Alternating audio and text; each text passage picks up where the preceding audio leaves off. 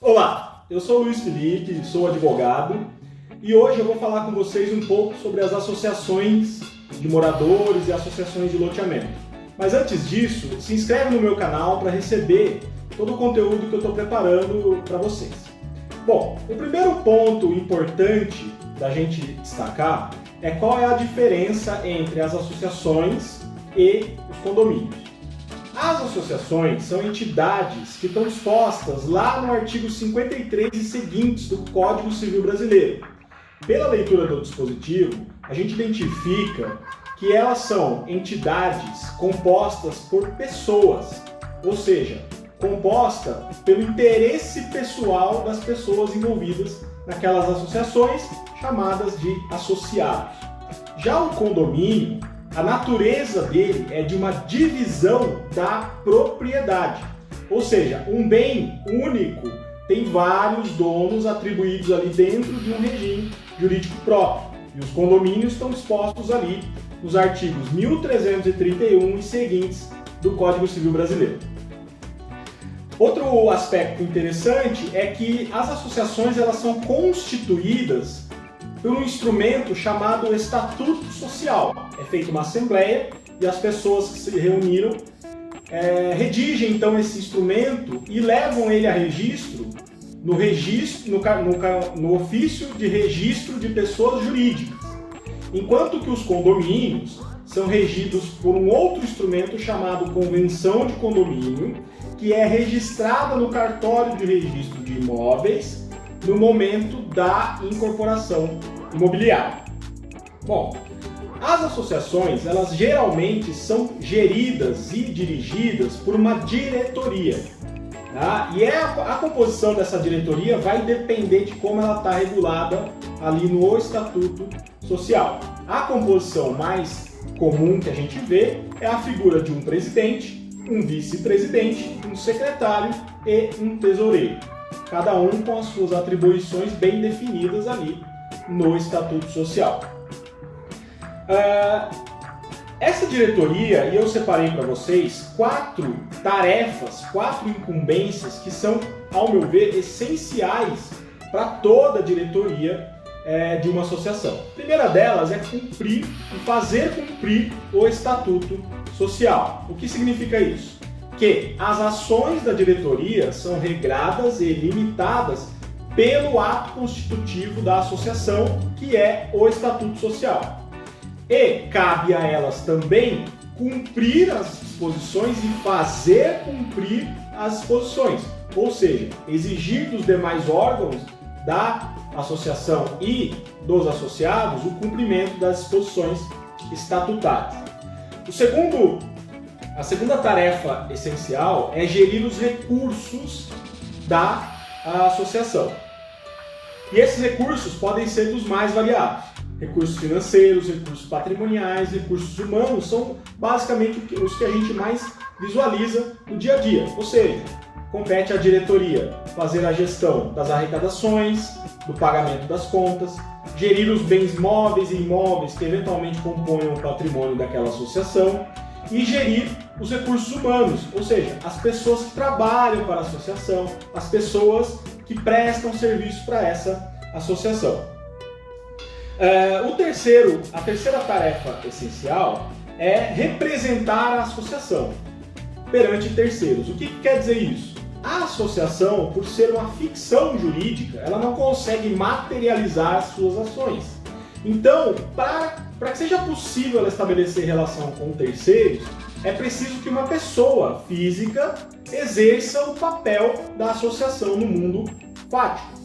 Então, cabe à diretoria representar a associação, muitas vezes na figura exclusiva do presidente, perante terceiros. Então, quem assina o contrato é o presidente. Quem contrata ou demite um funcionário é o presidente, sempre agindo em representação àquela associação. E a última tarefa essencial é fiscalizar o cumprimento do Estatuto Social e das deliberações tomadas pela Assembleia. Isso quer dizer, basicamente, que cabe à diretoria da associação exercer o poder de punir aqueles associados que transgridem o Estatuto Social. Isso está um pouco ligado até àquela primeira tarefa, que é cumprir e fazer cumprir o Estatuto Social. Além da diretoria, nós temos outros órgãos que compõem a estrutura administrativa de uma associação. O segundo deles é o Conselho Fiscal. O Conselho Fiscal ele tem um papel eminentemente fiscalizatório. O que quer dizer isso? Cabe ao Conselho Fiscal exercer um papel de cuidado e atenção com relação aos atos praticados pela diretoria. Muitos estatutos atribuem, por exemplo, ao Conselho Fiscal o poder de destituir uma diretoria caso identifique alguma irregularidade. O terceiro órgão é a Assembleia Geral. A Assembleia Geral entendida como a reunião de todos os associados. É aquela reunião que você provavelmente vai ser chamado para discutir algum tema, votar algum tema. Esse é o órgão deliberativo máximo das associações. Seguindo, vamos falar agora da remuneração dos cargos da diretoria e do conselho. Bom, esse tema é um tema que por muito tempo foi muito controverso na comunidade jurídica e até hoje gera alguma discussão. Por quê? A gente precisa lembrar que as associações são entidades sem fins lucrativos e por ter essa natureza, a Constituição e o Código Tributário concedem a elas algumas isenções fiscais. Então, alguns cientistas do direito entendem que, ao remunerar os cargos da diretoria, as associações perderiam o caráter não lucrativo e, por conta disso, perderiam, então, essas isenções fiscais que lhes são atribuídas pela Constituição.